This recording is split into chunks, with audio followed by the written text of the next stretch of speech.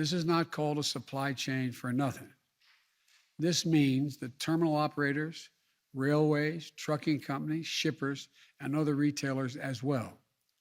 Strengthening our supply chain will continue to be my team's focus. If federal support is needed, I will direct all appropriate action. And if the private sector doesn't step up, we're going to call them out and ask them to act. Because our goal is not only to get through this immediate bottleneck, but to address the long-standing weaknesses in our transportation supply chain that this pandemic has exposed.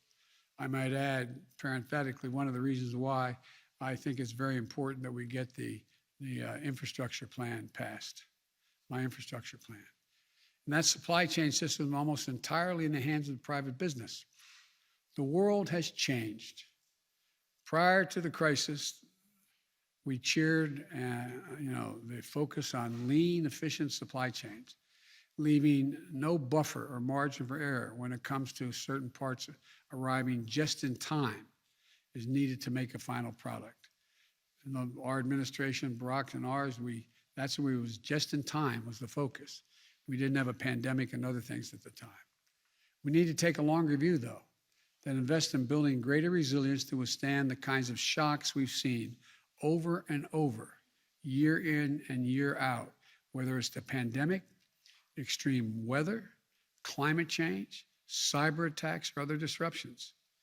In fact, research tells us that a company can expect to lose over 40% of 1 year's earnings every 10 years due to supply chain disruptions. A longer-term view means we invest in systems that have more time built in and our ability to produce, innovate, and partner with our allies. It also means companies throughout the supply chain, like maritime, air freight, and trucking companies, reduce their carbon emissions and help to meet our climate change goals.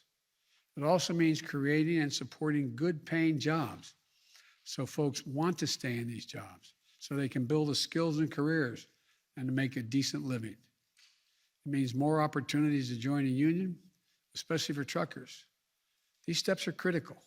They allow companies to pivot quickly when a disruption hits because they've invested in their workers' skills, and training up front to be able to adapt.